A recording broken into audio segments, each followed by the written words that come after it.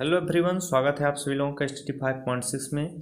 कक्षा 12 UP board भूगोल से चैप्टर 4 के बहुविकल्पी प्रश्न लिए गए हैं। चैप्टर 4 के बहुविकल्पी प्रश्न लिए गए हैं आपके बोर्ड एग्जाम की दृष्टि से वेरी वेरी इंपॉर्टेंट प्रश्न रहेंगे आपके बोर्ड की तैयारी के लिए, तो आप लोग इन्हें ध्यान से देखिएगा। पहला प्रश्न शुरू होता है बहुविकल्पी का। ये कह रहा है कि मानव विकास के महत्वपूर्ण कारक या पक्ष हैं।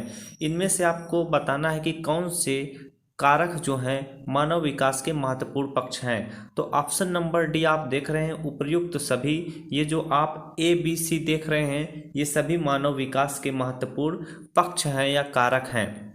तो ऑप्शन नंबर डी जो होगा वो सही उत्तर होगा। प्रश्न दो आपका कह रहा है कि प्रत्येक व्यक्ति को उपलब्ध अवसरों के लिए समान पहुंच की क्या व्यवस्था करना कहा जाता है। तो इससे क्या कहा जाता है, समता। ऑप्शन नंबर ए जो होगा वो राइट आंसर होगा। प्रत्येक व्यक्ति को उपलब्ध अवसरों के लिए समान पहुंच की व्यवस्था करना ही क्या कहलाता है, समता कहा जाता है। अगला प्रश्न है आपका तीसरा, तो इसे आप लोग ध्यान से देखिए। अगर आप थोड़ा भी समय इस वीडियो में दे देंगे तो आप ही का फायदा होगा। कि प्रश्न तीसरा है कि मानव विकास के परिप्रेक्ष्य में उत्पादकता का संबंध है। तो मानव विकास के परिप्रेक्ष्य में उत्पादकता का संबंध किससे है,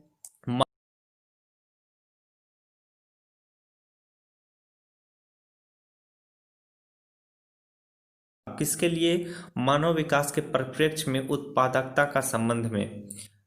अब चौथा प्रश्न है आपका, प्रत्येक पीढ़ी को अपनी भावी पीढ़ियों के लिए अवसरों एवं विकल्पों की उपलब्ध सुनिश्चित करनी चाहिए। यह कथन मानव विकास की किस संकल्पना से संबंध है।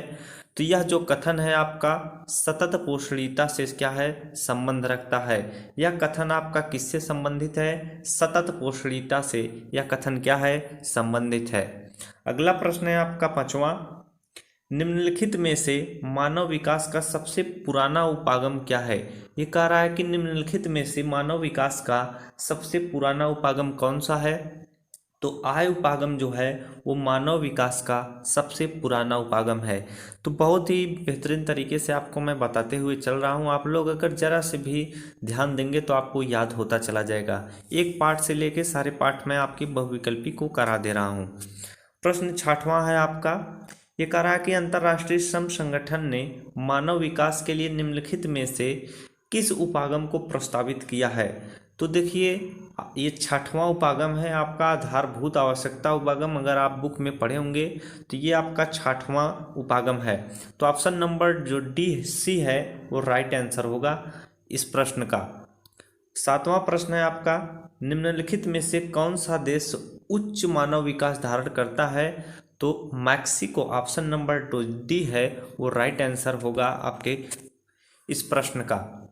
आठवां प्रश्न है आपका, मानव विकास का वह उपागम जो प्रोफेसर अमर्त्य सेन द्वारा प्रतिपादित किया गया। तो इसका ऑप्शन नंबर डी होगा। क्षमता उपागम जो है वो प्रोफेसर अमर्त्य सेन द्वारा। अगर आपको इन आठों प्रश्न आप देख लिए होंगे, ध्यान से याद हो गया होगा, तो बोर्ड एग्जाम में आप अच्छे खासे नंबर प्राप्त कर सकते हैं। हमें तो लगता है कि चैप्टर 4 से अगर कोई बहुविकल्पी आएगा तो कोई भी गलती आपसे नहीं होगी।